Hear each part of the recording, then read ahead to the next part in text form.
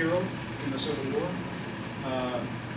He was a man bigger than life, an incredibly complex individual. And all of a sudden, and even after the Civil War, in the Indian Wars, he had gained a reputation as a famous Indian fighter. And what else could you expect from a famous Indian fighter than to have victory after victory, and all of a sudden, he is totally defeated. And the difference between that hero who had won all of this fame and all of these battles and the total defeat of his men at Little Bighorn had to impact this country tremendously. And that says nothing of the fact that his wife, Elizabeth Custer, for the rest of his life, tried to bring his name to the attention of everyone and succeeded in being his publicist, basically. And in addition to that, he gained huge popularity, not only in this country, but in Europe through Buffalo Bill. William Cody made it his mission, his whole story that he was telling the folks out there was Custer's Last Stand, the big thing in William Cody's Wild West show. But even above all that, even beyond all of the popularity of Custer and the defeat and all of that occurred, I honestly don't believe that Little Bighorn would have gained the notoriety that it did if it wasn't for one thing, and that's the mystery. The mystery of the fact that nobody knew what actually happened to Custer's men, because none of them were there to tell. And nobody would listen to the Indians who were trying to tell you, and nobody would listen to them until not too many years ago, because they said, oh, they're contradictory, and besides, the U.S. Army had to circle the wagons and make sure they were covered. Either way, that mystery has grown and grown and grown, and that's what basically, in my opinion, has caused a lot of the controversies that exist today. You mentioned Elizabeth Custer. How important is she kind of crafting the Custer legend? I think she's essential. She was the voice of General Custer. He couldn't speak for himself. From that time on, from the time of the massacre on, it was Elizabeth Custer who did everything to promote his image. Reminds me of George Pickett's wife. Yes. Who carries the legacy of that individual forward. Previously, you've focused on very different eras and aspects in history. So you go from the Crimean War to Little Bighorn. What about Little Bighorn to you was so kind of evocative? What about Custer to you personally really compelled you to focus on this chapter in history? Well, I started off during the Civil War. I studied the Civil War for 30 years, more. And I've always considered it a trilogy between the Crimean War, 6 years later the American Civil War, the Crimean War having a huge impact on the American Civil War, and then beyond that, and also behind the Crimean War in the 1850s, behind the Civil War in the 1860s, and on through the Indian Wars that continued afterward. The Indian Wars were always there in the background. They were always there. And to me, it was like a huge bucket list item. I was studying the Civil War. I had written a book about the Crimean War, so I had done 5 years worth of research on the Crimean War. I knew the impact on the Civil War, and eventually on the Indian Wars. I always wanted to include the Indian Wars in my research and my historical focus. And when my publisher said he wanted a second book after the Crimean War book, one of the things that fell very naturally was I would go to the Indian Wars. That's how I got to it. And I must say that having done that, I have become passionate about the Indian Wars. What do you think of, maybe I'll get back to that for a minute. I think first we should probably start off with some context. So for those of us not familiar with the Battle of Little Bighorn, what's happening in the summer of 1876? Set the stage for us. Well, I probably should go back to 1874. Because the first thing I think you have to talk about is gold. If it wasn't for gold, maybe a lot of these things wouldn't have happened. But in 1874, with the discovery of gold, and oddly enough, the discovery happened through an expedition by George Custer. With that, those lands in the Black Hills where the gold had been discovered were part of the unceded territory that was supposed to be the hunting grounds for the Lakota, Cheyenne, for the Plains Indians. And the government decided, instead of protecting the hunting grounds of the Indians. They would protect the miners who were encroaching on those lands, and they would make sure in some fashion the Indians eventually got off those lands and got onto the reservation. And so slowly but surely, in trying to get the Indians on the reservation and open up the lands in the Black Hills and elsewhere, the government became more and more focused on their mission. And in 1876, at the beginning of 1876, an ultimatum was sent out by the government that basically said, and I'm simplifying this a lot, that basically said any Indians who are in the unceded territory who have not gone on the reservation by a certain date are going to become hostiles. And they will then be forced to go on the reservation by the United States government. And so the date came and went, and there were still Indians in the unceded territories. The biggest group of those Indians were under the influence of the holy man, spiritual leader of the Lakota Hunkpapas, who had influence over all of the Lakotas and had great influence even over the Cheyenne. Sitting Bull, his camp was the largest out there.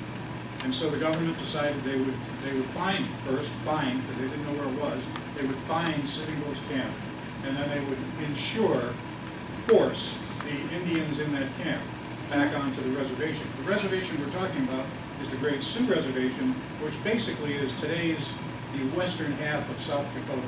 The entire western half of the state was considered the Great Sioux Reservation. And so the government decided that they would then go and find Sitting Bull and force him back. And the way they decided to do this was a three-pronged campaign. They sent one column from Fort Ellis in the west under General Gibbon, coming this way. Another column from Fort Abraham Lincoln in the east under General Terry, which included the 7th Cavalry, coming in this way, coming from the east toward the west. And then a third column under General Crook from Fort Fetterman in the south, moving north. So they were all coming together to this area, around the Powder River area, where they knew somewhere in there was Sitting Bull's camp. And they did manage to get two of the three together. One of them, General Crook, was met by the Cheyenne and Lakota and Arapaho in a place called Rosebud, believe it or not, a week or so before the Battle of Gettysburg, in a much larger battle than the Battle of Gettysburg. And the Indians defeated the soldiers to the point where, at least there's debate whether it's a defeat or not, but what it did do is force General Crook to move south again and to leave this three-pronged effort. So Crook was no longer a factor, unbeknownst to Terry and Gibbon, who were still converging on the area. They ended up at the juncture of the Yellowstone River and the Bighorn, and there was a ship with them, a steamer called the Far West. And there was a meeting on the Far West just before Custer started moving his 7th Cavalry to go after the Indians right on the spot, which led to the battle. In that meeting on the Far West, they decided on the strategy. And their strategy was, if some of you are military, and especially if you've been in Vietnam or some of the other conflicts where we've had ambushes and things of that nature, it was basically a hammer and anvil. That's all it was. There was an anvil, which would be a stationary set of troops, and then there was an anvil, which would be a mobile set of troops. The anvil would hit the enemy and drive them into pressure. The hammer would hit them and drive them into the anvil. The anvil was going to be General Terry and General Gibbon with most of the infantry. The hammer was the 7th Cavalry. And so the 7th Cavalry was made strong enough that it would be able to attack and defeat, if necessary, any Indians that it found in order to drive them into the anvil. And so Custer left the Fort West with the 7th Cavalry. He was offered parts of the 2nd Cavalry and refused. He was offered Gatling guns and refused. He brought with him the 7th Cavalry, 600 some odd men, 660 men, and they moved south and they moved into the Powder River area, following the trail that they thought would lead them to the village. And on the 25th of June, they found the village. It was a large village, probably one of the largest villages that the Indians were able to accomplish it consisted of all of the various bands of the Lakota tribe that were with Sitting Bull, plus a large contingent of Northern Cheyenne and a small group of Arapaho. So there are 3 separate Indian tribes, and they were all in this one camp. And so Custer decided on the 25th of June that he would attack the following morning. Now what happened was Terry's plan said that Terry would be that amble. He would be there on the 26th of June. And so Custer's original plan was, I'm going to attack at dawn on the 26th of June. I'm going to drive them into the amble. What happened was he thought he had been compromised. He thought he had been seen. He decided, I'm not going to wait till the following day. I'm going to attack at once. And so he moved the attack up to basically the afternoon of the 25th of June. He attacked the village first he had divided his group into 4 elements. First battalion was under Reno with 3 companies, another battalion under Benteen with 3 companies.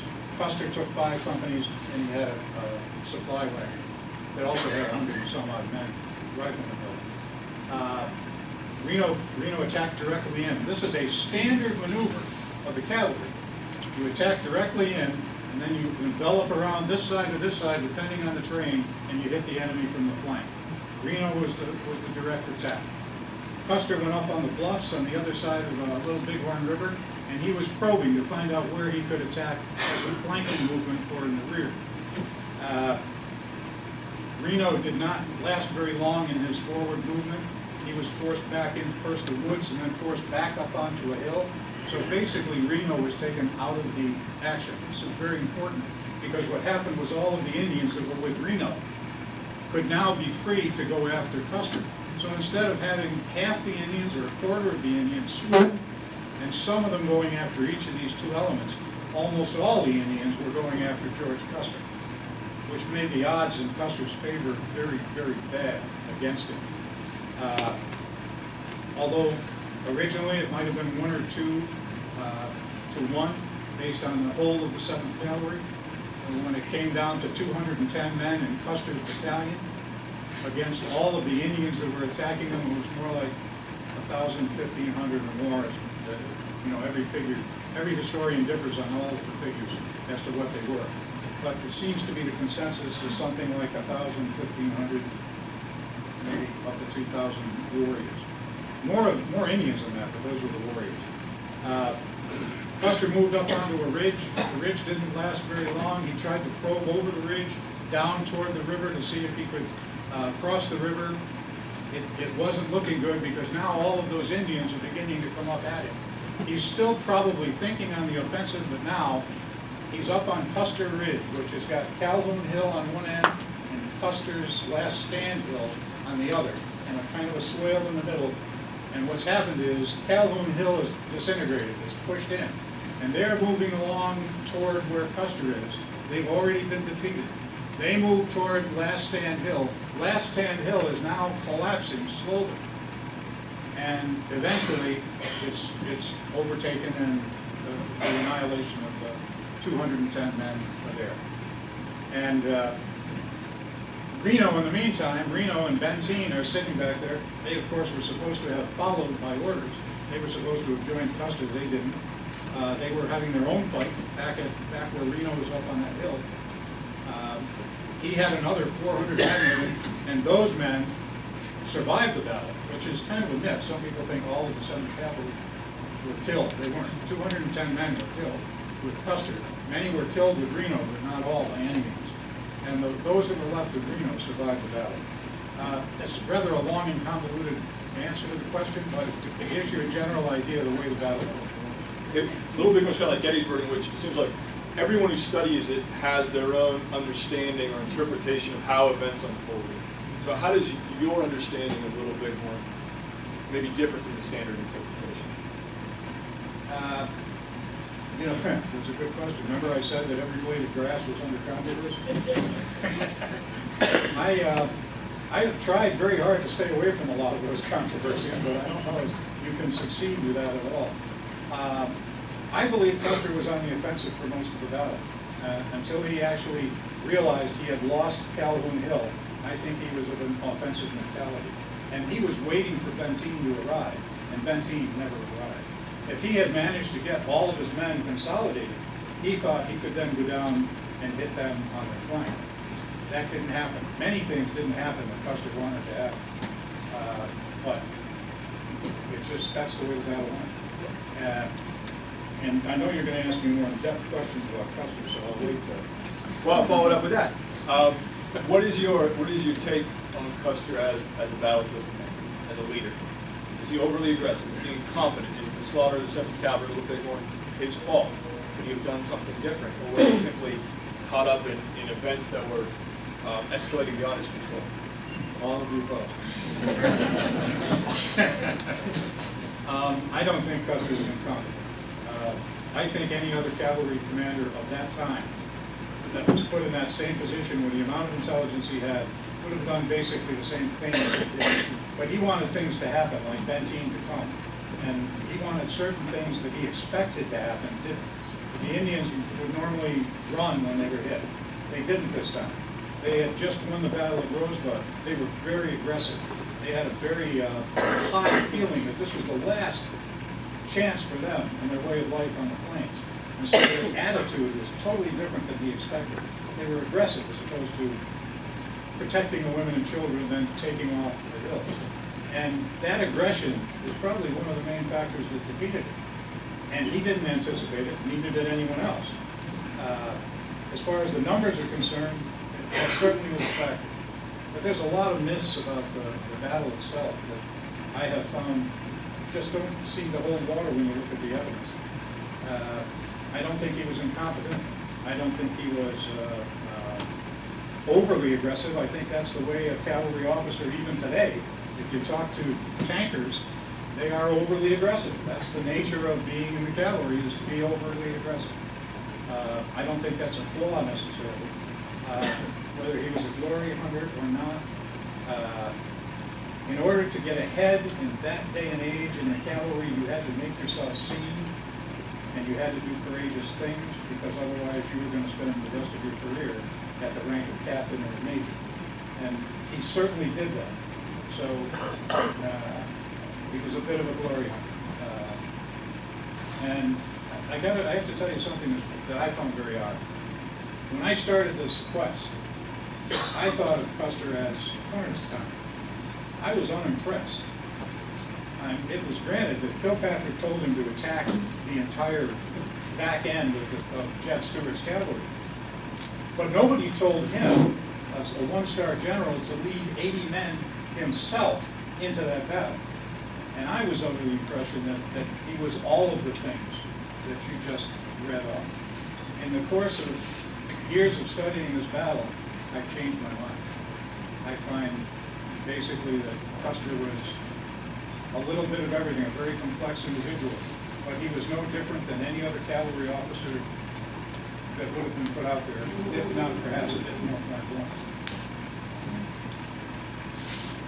In studying the American Civil War, for example, I think you come across individuals, and maybe Thomas Jackson is one of them, who appear to love battle, they enjoy battle. And is Custer one of those individuals? I like to think of Custer as a soldier in a box. This is just my definition, so don't quote me. He's a soldier that, when there's a war, you put him in a box, and you close the box. And when there's a war, you open the box, and you take him out, and you aim in at the war, and you let him have his head. And he goes out, and he's a hero, and he's a wonderful general, and he beats the heck out of the enemy. When the war is over, you take him back and put him back in the box and close it up until the next war. How did Custer like being in the box? I'm sure he didn't, because where Custer did not excel, where he actually was probably the worst that he could have been, is as a peacetime commander. He didn't know how to manage men. He knew how to lead them from the front. He knew that because he loved war, he loved combat. He was the kind of leader that his men adored in combat, because he was always out in front. His men said of him, he knows how to fight like a private. That's a pretty good compliment coming from the men in your combat unit. But then peacetime comes and he becomes a martinet, because I think he had his own insecurities. Combat gave him the the threshold where he can be himself, but then peacetime is there, and now he has to actually deal with small things, men, and lead and manage at the same time. He wasn't very good at that. Hence he was court-martialed twice. How'd that end up for him? He made it. It was some good, some bad. He was suspended for a long period of time, but they brought him back because soldier in the box, right? They needed him. Took him out of the box and pointed him at the war. You mentioned the Lago myths, some of the myths about the battle. I think these great events in our past, they tend to attract myths. And certainly Gettysburg is such an example. Beyond what you've already talked about, what are some of the myths of the battle? I think the biggest one is he disobeyed orders, which is, I think, nonsense.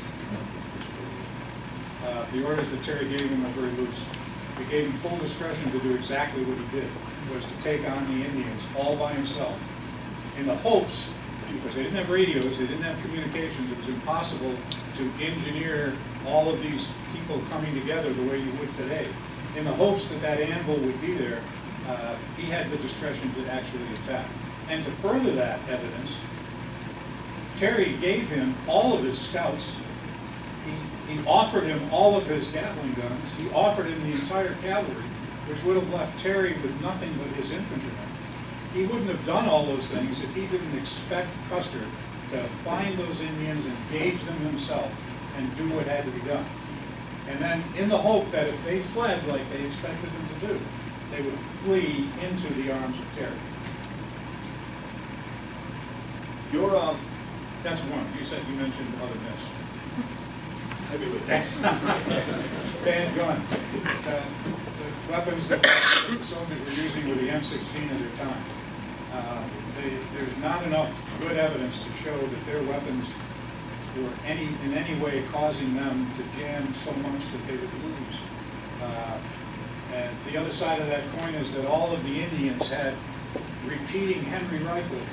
And the fact is that maybe 20% had repeating rifles of some kind.